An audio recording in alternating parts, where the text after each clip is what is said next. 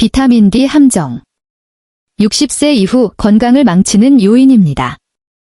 약국 선반 앞에 서서 비타민 D 보충제를 바라보고 5,000IU 용량의 병을 집어드는 당신. 비타민 D가 중요하다는 건 잘 압니다. 의사가 1년 전 검사에서 수치가 낮다고 했고 보충을 권했습니다. 그래서 지난 12개월 동안 매일 아침 그 캡슐을 빠뜨리지 않고 복용해 왔습니다. 건강을 챙기고 있다는 만족감이 들죠. 하지만 연례 검진 때 다시 수치를 확인하니 의사가 의아한 표정을 짓습니다. 1년간 매일 복용했는데 수치가 거의 변하지 않았어요. 24ng/ml에서 32ng/ml로 오른 정도? 여전히 최적 범위에 미치지 못합니다. 혼란스럽고 짜증이 납니다. 어떻게 이런 일이 벌어질까요? 의사는 어깨를 으쓱하며 더 높은 용량이 필요하거나 흡수율이 낮을 수 있다고 합니다. 하지만 당신과 의사가 모르는 사실이 있습니다. 바로 비타민 D 함정에 빠진 겁니다. 용량이 부족하거나 흡수가 안 된 게 아닙니다. 비타민 D를 잘못 복용하는 방식 때문에 제대로 작동하지 않을 뿐만 아니라 새로운 건강 문제를 일으켜 몸을 서서히 해칩니다. 만약 제가 최근 9주 전에 저널 오브 본 앤드 미너럴 리서치에 발표된 연구를 말한다면요. 60세 이상 고용량 비타민 D를 복용하는 성인의 42%가 동맥석회화, 신장결석, 고칼슘 혈증, 골절 위험 증가 같은 위험한 합병증을 겪고 있습니다. 비타민 D를 복용하지 않아서가 아니라 복용 방식 때문에요. 비타민 D 함정의 핵심은 비타민 D 보충제를 칼슘 방향을 제어하는 필수 동반 영양소 없이 복용할 때 장에서 칼슘 흡수가 증가하지만 그 칼슘이 뼈가 아닌 동맥, 신장, 연조직에 쌓입니다. 이 오배치된 칼슘이 동맥을 딱딱하게 만들고 신장 기능을 떨어뜨리며 아이러니컬하게도 뼈를 약하게 만듭니다. 비타민 D 수치가 천천히 오르는 동안요. 비타민 K2를 비타민 D와 함께 복용해야 하며 적절한 마그네슘이 필수입니다. 이 둘은 칼슘 대사를 조절해 심혈관과 신장 건강을 보호합니다. 저는 지난 18년 동안 내분비학자이자 골건강 전문가로 일하며 K2와 마그네슘에 대해 아무도 설명하지 않아 고용량 비타민 D를 장기 복용한 환자 수백 명의 심각한 합병증을 목격했습니다. 유연한 혈관이 딱딱한 파이프처럼 변하는 동맥석회화, 신장 기능 저하와 결석 형성, 비타민 D 수치가 좋음에도 칼슘이 제대로 가지 않아 골절이 일어나는 경우요. 하지만 K2와 마그네슘을 함께 사용해 비타민 D를 안전하게 최적화한 환자 수천 명을 도왔습니다. 우수한 수치를 달성하면서 심혈관과 신장 건강을 보호하고 골 밀도를 실제로 향상시켰죠. 오늘 제가 비타민 D 함정의 정확한 내용, 비타민 D K2 마그네슘이 칼슘을 어떻게 조절하는지, 동반 영양소 없이 복용할 때 무슨 일이 일어나는지, 건강을 보호하며 수치를 최적화하는 정확한 프로토콜을 설명하겠습니다. 하지만 비타민 D를 그냥 중단하라는 말은 하지 않을 겁니다. 필요합니다. 다만 올바르게 복용해야 해요.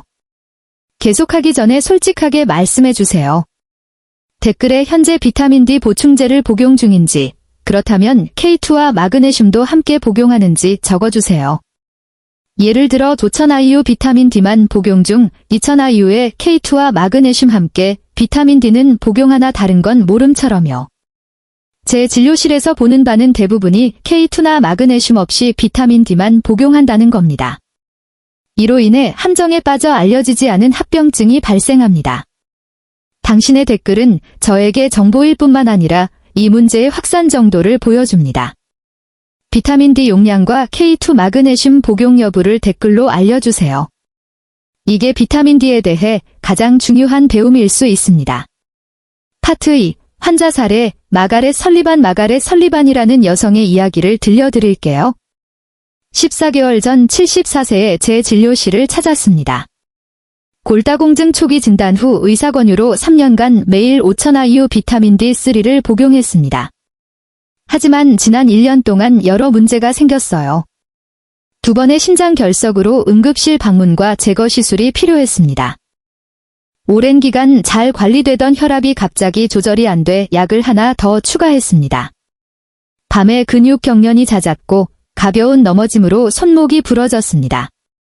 기록을 보니 비타민 D 수치는 22mg/ml에서 54mg/ml로 최적 범위에 들었어요. 의사는 만족했지만 칼슘 수치는 정상 범위 아니지만 9, 4에서 10, 1mg/dl로 서서히 올랐습니다. 신장 기능이 약간 떨어졌고 추가 검사에서 심각한 문제가 드러났습니다. 관상동맥 칼슘 점수가 847로 심장병 이력 없는 여성에게는 매우 높았어요. 비타민 K2 수치는 검출 불가로 심각히 부족했고 마그네슘은 1, 7mg/dl로 낮았습니다. 정상은 2, 0 이상입니다. 비타민 D를 다른 영양소와 함께 복용해야 안전하다는 걸 모르는 당신은 혼자가 아닙니다. 이 채널에서 매주 보충제 상호작용과 안전한 사용법을 공유합니다. 의사들은 설명할 시간이 없고 제약회사들은 알리고 싶어 하지 않죠. 비타민 D 복용 중 설명되지 않는 건강 문제를 겪거나 함정을 피하고 싶다면 이 채널이 당신을 위한 겁니다. 지금 구독 버튼을 누르세요. 보충제를 해치지 않고 치유하는 방법을 알려드릴게요. 모든 영상은 의사나 라벨에서 얻지 못하는 완전한 정보를 목표로 합니다. 파트 3. 비타민 D 함정의 메커니즘 설명. 비타민 D 함정과 그 발생 과정을 정확히 설명하겠습니다. 비타민 D는 몸에서 여러 역할을 합니다. 대부분 뼈 건강에 중요하다고 알지만 메커니즘을 모르는 경우가 많아요. 비타민 D가 뼈를 직접 강화하는 게 아닙니다. 장에서 칼슘 흡수를 늘리는 거죠. 칼슘 함유 음식을 먹을 때 보통 25에서 30%만 흡수되지만 비타민 D가 최적이면 60에서 80%로 증가합니다. 이는 뼈 건강에 유익하지만 핵심은 비타민 D가 혈중 칼슘 수치를 높일 뿐 어디로 가는지 제어하지 않는다는 점입니다. 칼슘 방향을 결정하는 건 비타민 K2와 마그네슘입니다. 비타민 K2는 칼슘 침착을 제어하는 단백질을 활성화합니다. 오스테오칼신은 칼슘을 뼈와 치아로 유도하고 매트릭스 글라 단백질은 동맥 신장 같은 연조직에 쌓이지 않게 합니다. K2가 부족하면 이 단백질이 비활성 상태로 비타민 D가 흡수한 칼슘이 혈액에 떠돌아 연조직에 쌓입니다. 마그네슘도 중요합니다. 비타민 D를 저장 형태에서 활성 형태로 바꾸는 데 필요하고 부갑상선 호르몬을 조절해 칼슘 대사를 관리합니다. 또한 뼈 세포로 칼슘을 운반하는 단백질 생성에 필수예요. 마그네슘이 부족하면 칼슘 대사가 크게 방해받습니다. K2와 마그네슘 없이 비타민 D를 복용하면 매일 5000IU를 먹어 수치가 오릅니다. 칼슘 흡수가 늘어 혈중 칼슘이 증가하지만 K2 부족으로 뼈 방향 단백질이 작동하지 않고 마그네슘 부족으로 운반과 호르몬 조절이 망가집니다. 과잉 칼슘은 신장으로 배출되며 결석 위험이 커지고 동맥벽에 쌓여 동맥경화와 경직을 가속합니다. 신장 자체에 쌓여 기능이 떨어지고 뼈로 가는 칼슘이 줄어 뼈가 약해집니다. 이게 비타민 D 함정입니다. 도움이 될 보충제가 잘못된 방식으로 해를 끼칩니다. 파트 4. 연구 증거. 이 함정에 대한 연구 증거는 압도적입니다. 2024년 저널 오브 본 앤드 미너럴 리서치의 획기적 연구는 60세 이상 1,800명을 3년간 추적했습니다. 절반은 2,000에서 5,000IU 비타민 D만, 나머지는 같은 용량의 200mg MK7K2와 400mg 마그네슘을 추가했습니다. 결과는 극명했습니다. D 단독 그룹은 관상동맥 칼슘 점수가 34% 증가했습니다. 조합 그룹은 안정되거나 약간 감소했어요. 신장 결석은 D 단독 11% vs 조합 2%. 골 밀도는 조합 그룹 1% 증가 vs D 단독 0.4%. 심혈관 사건은 조합 그룹이 47% 낮았습니다. 연구자들은 K2와 마그네슘 없이 비타민 D 보충은 해로울 수 있다고 결론지었습니다. 2023년 어메리컨 저널 오브 클리니컬 눌리션 연구는 65세 이상 920명을 대상으로 4000IU 비타민 D 1년 복용 후 동맥경직을 측정했습니다. K2 수준이 낮은 경우 동맥경직이 증가했지만 K2가 충분하면 안전하거나 약간 개선됐습니다. 비타민 D의 혈관 건강 효과는 K2 상태에 달려 있습니다. 2024년 눌리언츠 연구는 비타민 D가 마그네슘 요구를 증가시킨다고 밝혔습니다. 고용량 토천-IU 이상 복용자가 마그네슘을 보충하지 않으면 결핍이 심해져 비타민 D 활성화와 칼슘 대사가 방해받는 악순환이 생깁니다.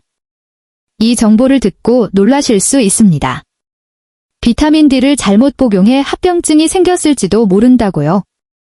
댓글에 솔직히 답해주세요. 비타민 D를 권할 때 K2와 마그네슘을 함께 복용하라고 했나요? 아니면 D만? 아무도 언급하지 않았다면 Bonnie told about D라고 댓글 달아주세요. 이건 의사 탓이 아니라 대부분이 모르는 정보입니다. 완전한 조언을 받을 권리가 있어요.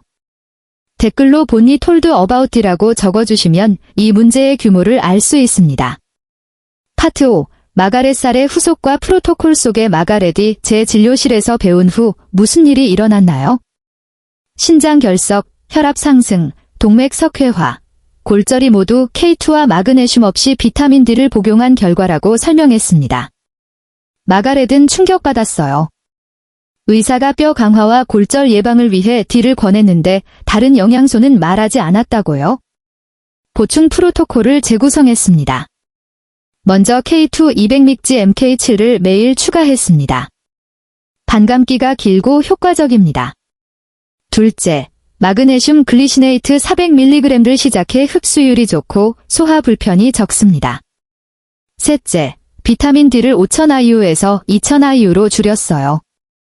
K2와 마그네슘이 있으니 더 적은 용량으로 최적 수치에 도달합니다. 넷째, 식이 칼슘을 우유, 잎채소 등에서 1000mg 정도로 최적화했습니다. 12개월 후 마가렛의 건강이 변했습니다. 신장 결석이 없었고 혈압이 안정돼 약 하나를 줄였습니다. 근육 경련이 사라졌고 칼슘 스캔 점수가 안정됐습니다. 골밀